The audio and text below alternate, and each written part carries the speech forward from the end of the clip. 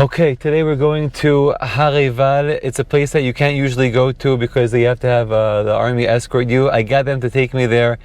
So here we have this jeep here in front of me. We have some soldiers.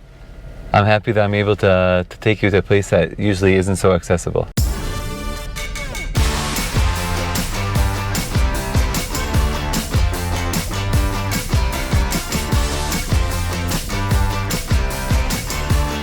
Chevre, toda rabba, thank you so much. I've been wanting to get here for a long time, but I wasn't able to for security reasons, and I'm really excited that finally I could be here. I finally made it to Har Eival. So why am I so excited to be on Har Eival? Because this mountain is the equivalent of Har Sinai.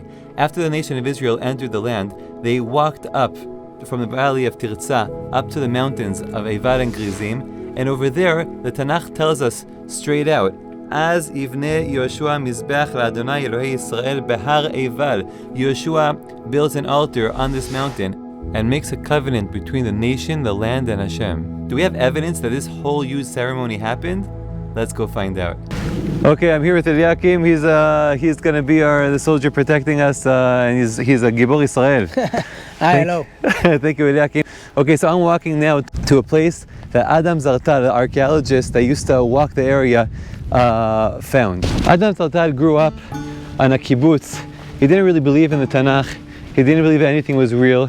And when he was looking here and he found this structure, he wasn't sure what it was, but he was sure that it doesn't have to do with anything with Yoshua and Tanakh.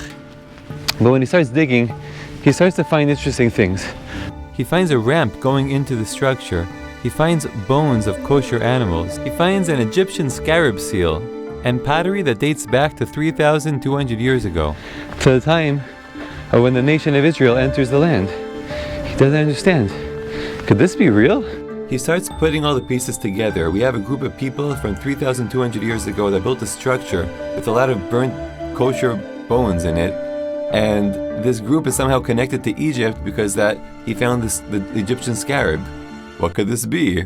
So Adam Zartal goes back to his room that night and starts diddling and coloring what he found. Suddenly, someone went into the room and shows him a picture of how the Mizbech, how the altar looked in Beit HaMikdash, and it looked exactly the same. This is the altar that Joshua built. And by the way, if you watched my recent video about the footstep structures, this altar also has a wall surrounding it in a shape of a footstep, just like the other Israelite structures from that time period. This is the place where it says in Tanakh, Hayom hazeh niyeta le'am. This day you become a nation. Half of the nation of Israel stood on one side on this mountain, Har Eival. The other half of the nation stood on the other side in Har Grizim. In the middle, in the valley, was Aron HaBrit, and that's where they said the brachot and the klalot. For me, what's amazing is that this isn't just a story, a fairy tale that we tell ourselves, but this is real. And if it's real, it's part of our DNA, it's part of our own story. Every person isn't just his own being, but he's part of a family. This family is part of a greater family, part of a nation, part of a history. And so being here really connects me to my true self, to where I come from, to my roots. And I invite you all to walk around Israel and connect to your roots.